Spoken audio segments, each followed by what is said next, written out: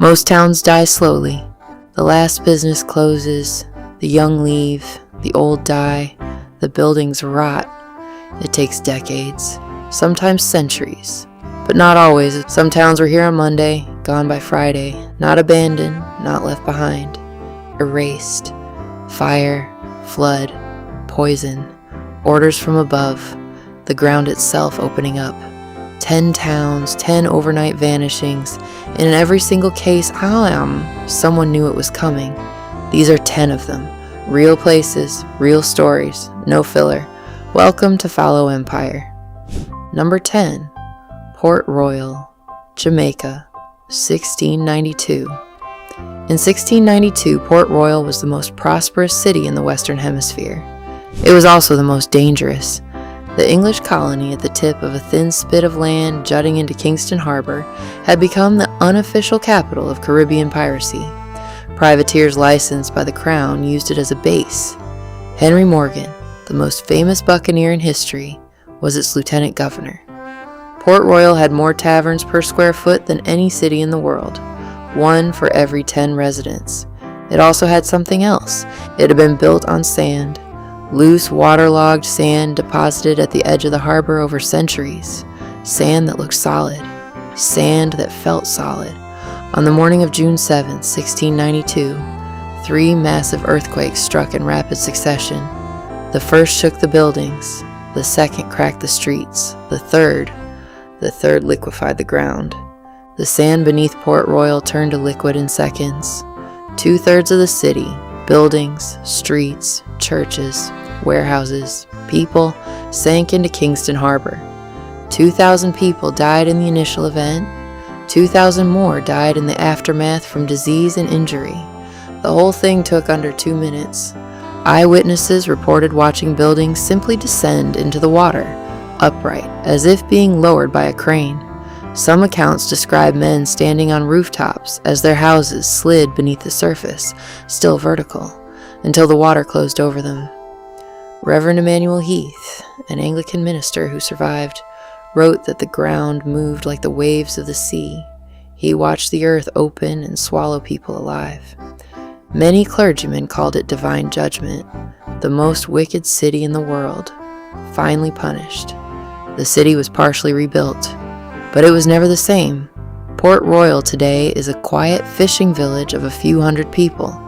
Beneath the harbor, the ruins of the original city are still there. Archaeologists have been excavating them since the 1950s.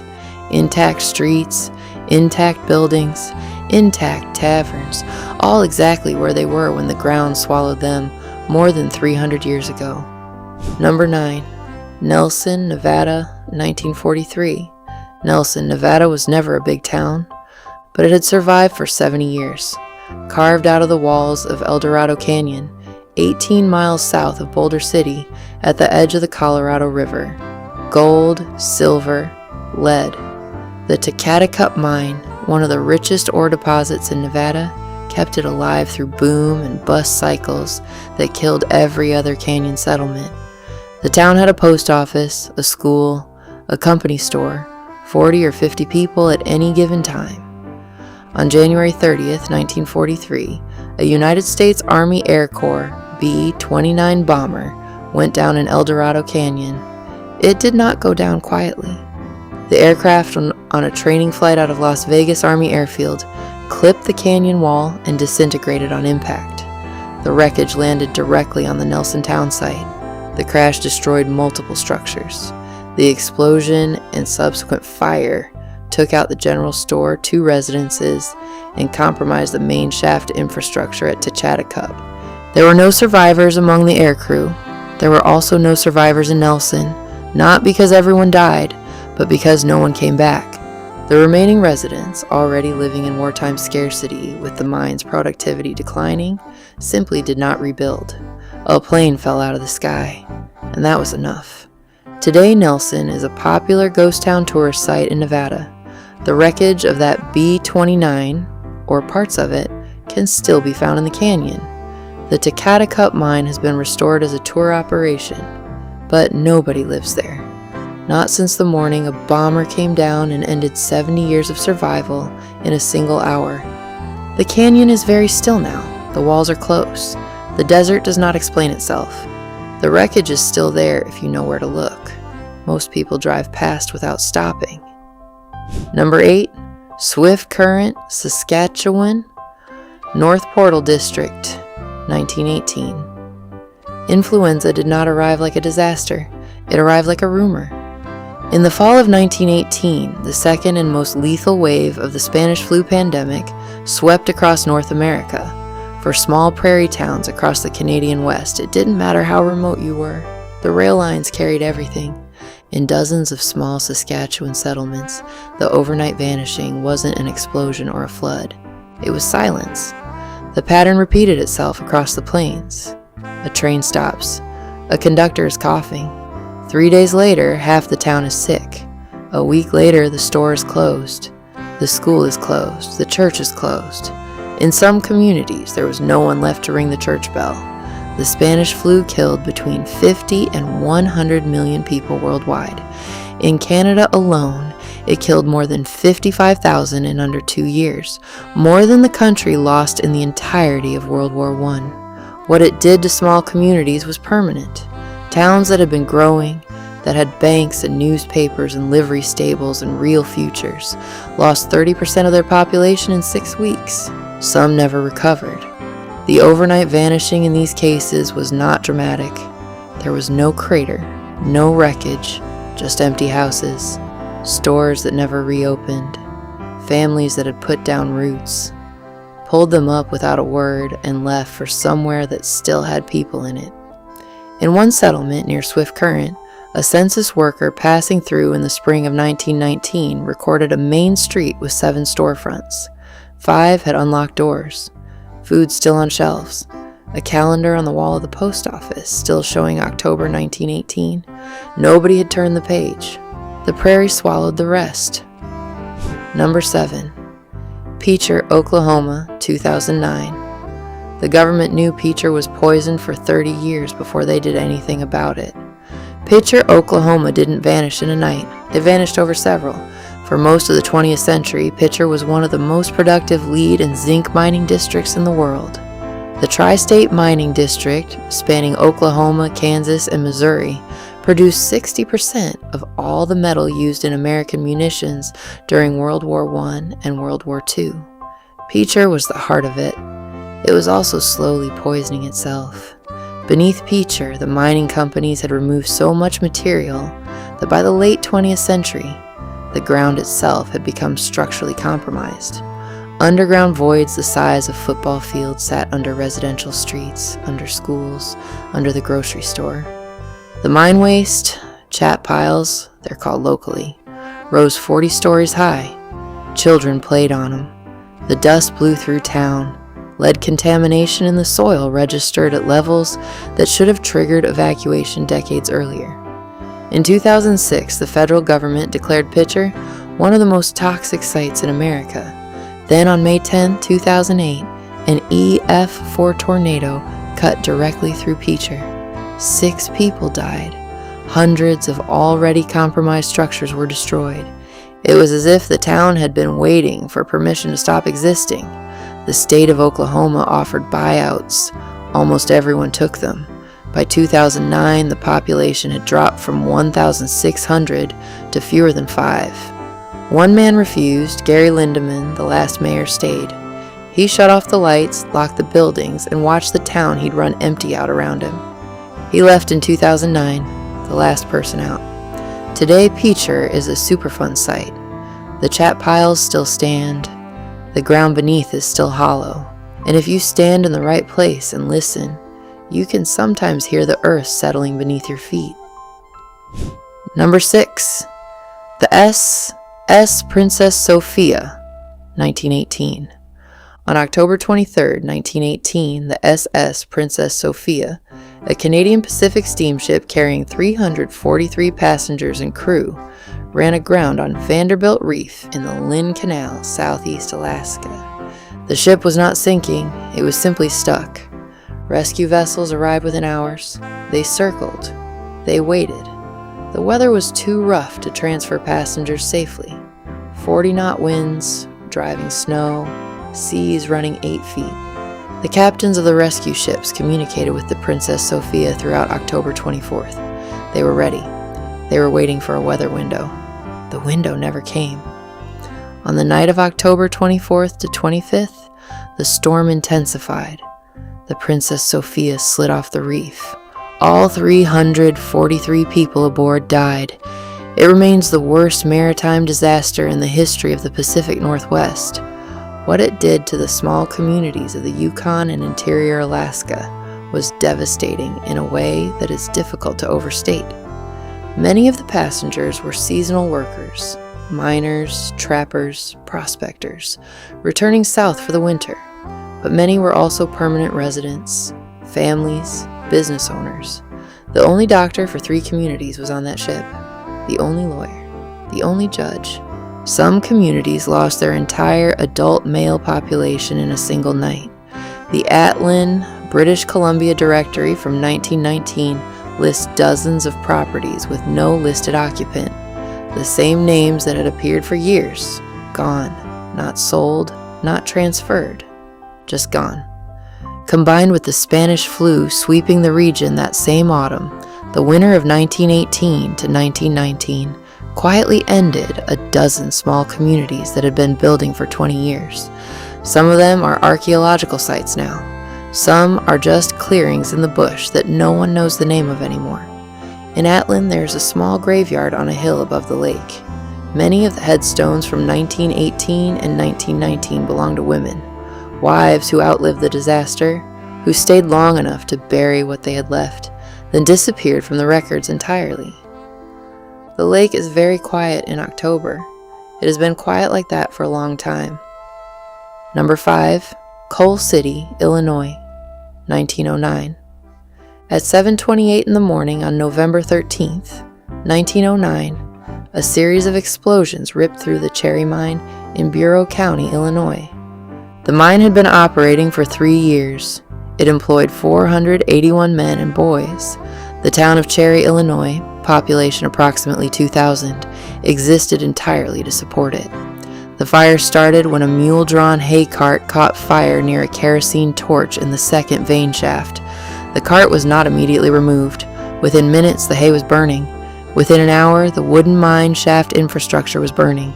The ventilation system, designed to push air through the mine, instead fed oxygen to the fire. The fire went into the coal seams. 259 men and boys died. 21 men survived in a sealed-off section of the mine for 8 days before rescuers reached them. The Cherry Mine disaster killed nearly every adult male breadwinner in the town. Wives became widows overnight. Children became fatherless overnight. The economic structure of the community, entirely dependent on mining wages, collapsed in a single morning. The mine was eventually repaired and reopened, but Cherry never recovered its population. Families relocated. The community that had been building since 1905 never reached what it had been on the morning of November 12th. The Cherry Mine Cemetery holds 259 graves. Most have Italian surnames. Most of the men who died had come from the same villages in southern Italy, recruited directly by the mining company. They had come for a better life. They had come to a company town that existed in the end only to extract what it needed from them. The mine took what it wanted and left the rest. Number 4, Mosher, Idaho, 1976. The Teton Dam in eastern Idaho was completed in 1975. It was an earthen dam, compacted clay and rock, across the Teton River, built by the Bureau of Reclamation to provide irrigation water and flood control for the upper Snake River Plain. On June 5, 1976, during its first filling, it failed. The failure began as a leak, a seep, spotted at 7:30 in the morning on the downstream face. Within 3 hours, the seep had become a boil. The boil had become a torrent. At 11:55 a.m., the dam collapsed. 80 billion gallons of water, the entire contents of the reservoir, released in 6 hours. The wall of water was 20 feet high when it hit the town of Wilford, then Sugar City, then Rexburg. 11 people died. 13,000 were left homeless. The town of Mosher, a small agricultural community in the direct path of the flood, was simply erased, not damaged, not flooded and repaired. The physical structures of the town were carried away or buried under debris. Residents had between 30 minutes and 2 hours of warning, depending on how far they were from the dam. Most grabbed what they could and ran. Many returned to find nothing, not just damaged nothing, actual nothing. The lots where their houses had stood were scraped down to bare earth. The Bureau of Reclamation paid out $850 million in claims. The dam was never rebuilt. A federal investigation found the failure resulted from design flaws and inadequate geological assessment. The Bureau of Reclamation had been warned. A geologist had raised concerns about the soil composition. The warnings were not acted on. The foundation of the Teton Dam still spans the canyon. You can see it from the highway. A concrete stub on each side and nothing in between. Somewhere under the silt downstream there are still fence posts, still irrigation pipes, still the outlines of fields that someone planted in the spring of 1976, expecting a harvest. They never came back to collect it. Number 3, Africa Town, Alabama. In 1860, the last known slave ship to illegally import enslaved Africans to the United States landed near Mobile, Alabama. The ship was the Clotilda. The operation was organized by Timothy Meagher, a wealthy Alabama shipbuilder, as a bet that he could smuggle a shipload of Africans into the United States, despite the transatlantic slave trade having been illegal since 1808. He won the bet. 110 people were taken from present-day Benin and sold into slavery in Alabama. After emancipation, the survivors, or those who had not been sold away, tried to return to Africa. They could not afford the passage. They built their own town instead. Just north of Mobile, on land they purchased themselves, the survivors and their descendants established Africa Town. They built a church, a school, a cemetery. They maintained their own governance structure. They preserved their language, their naming practices, their traditions. Africa Town lasted. For generations it lasted. Then industry arrived, and over the course of the 20th century, industrial facilities, paper mills, chemical plants, a highway, were permitted and constructed directly through and around Africa Town. The community was not consulted. Their proximity to industrial zones was not considered a concern worth planning around. Cancer rates in Africa Town became among the highest in Alabama. Air quality monitoring repeatedly found violations. The paper mill that operated adjacent to the community for decades contaminated local waterways. Children in Africa Town were tested for lead poisoning at rates that matched Flint, Michigan. Nobody made the national news. The community that had survived the Middle Passage, slavery, and the Civil War was being poisoned. Africa Town today has a few hundred residents, down from thousands at its peak. The structures that survive are aging. The highway that was routed through the community cut off neighborhoods from each other. In 2019, the hull of the Clotilda was discovered in the Mobile River, the last slave ship, still there. The people it brought here built something despite everything, and what they built was slowly, quietly, legally taken from them, not in a night, but in the accumulation of 100 decisions that each had the same answer. They don't matter enough to protect. Number 2, St. Gabriel, Louisiana. The aftermath of Hurricane Betsy, 1965. On the night of September 9th to 10th, 1965, Hurricane Betsy made landfall in Louisiana. It was not the strongest storm to ever hit the state, but it hit at the wrong angle, with the wrong surge, in the wrong places. The storm surge, up to 20 feet in some areas, overtopped and broke levees throughout the lower Mississippi Delta. The lower 9th Ward of New Orleans flooded in under an hour. Entire communities in Plaquemines Parish were submerged. Several small settlements in the Delta that had existed for generations, fishing communities, agricultural settlements, places with churches and cemeteries and names that appeared on no major map, simply did not exist when the water receded, not because everyone died, because there was nothing to come back to.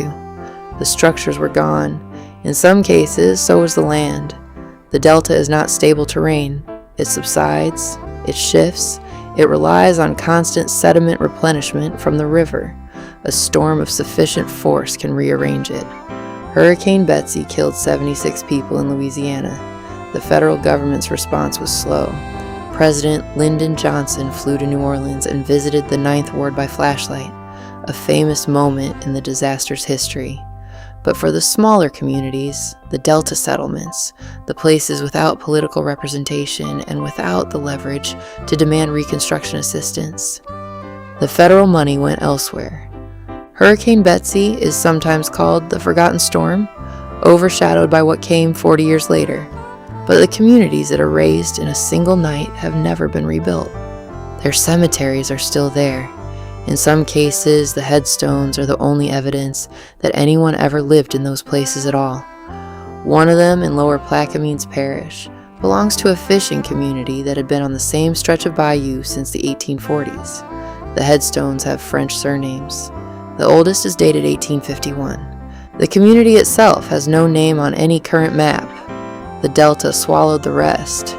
Number 1, Valmeyer, Illinois, 1993. Valmeyer, Illinois flooded in 1947 and in 1973, and in 1979. It flooded because it was built where it had no business being built, on a low-lying terrace of the Mississippi River floodplain in Monroe County, directly in the path of every major flood event the river produced. People stayed anyway. 900 people, a school, a grain elevator, a volunteer fire department, a Catholic church, St. John the Baptist, that had stood since 1854. In the summer of 1993, the Great Flood of the Mississippi began. It was the largest and most destructive river flood in American history. 50,000 square miles of land were inundated. 50 people died. 15 million acres of crops were destroyed. On July 31st, 1993, the levee protecting Valmeyer failed. The entire town went underwater. The flood crested at 6 feet above the rooftops.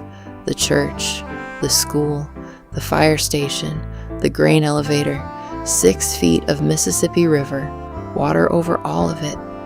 When the water receded, the town held a meeting. Not about cleanup, not about repair, about whether to stay. The vote was not close. Valmeyer would relocate the entire town, 2 miles east and 300 feet higher, to the bluffs above the floodplain. The federal government funded it. FEMA bought out the old properties. A new town was platted, designed, and built from scratch on high ground. New streets, new utilities, new houses. By 1994, most residents had moved into the new Valmeyer. The population eventually grew. People who had never lived there before were drawn to a town that had been built in a single generation on its own terms, above the waterline. The old Valmeyer site was converted to farmland. The buildings were demolished, the streets were torn up. Only the cemetery remained. If you drive down to the old site today, you can see it. A small plot of headstones in the middle of a cornfield, the last marker of a town that moved rather than die. St. John the Baptist Church rebuilt 2 miles east on the bluff. The congregation that had been worshiping together since 1854 is still together. They just moved the town. 10 towns, a harbor that turned to liquid, a bomber that fell from the sky, a plague that moved faster than the news, a mine that poisoned everything it touched, a dam that broke on its first try, a community that survived the slave trade and was slowly poisoned instead, a delta that the river decided to rearrange, a town that looked at the flood and decided to move the whole thing uphill. None of these happened by accident. Every one of them was the result of a decision. Somebody built on sand. Somebody didn't fill the hole at the bottom of the landfill. Somebody didn't pull the hay cart out of the shaft. Somebody didn't route the highway somewhere else. Somebody decided these people were not worth protecting. In the cornfield outside Old Valmeyer, the headstones are still standing. In Picher, the chat piles are still 40 stories high. In the harbor at Port Royal, the taverns are still on the bottom, exactly where they landed. The places are still there. We just stopped looking. Real places, real stories, no filler. Welcome to Fallow Empire. See you next time.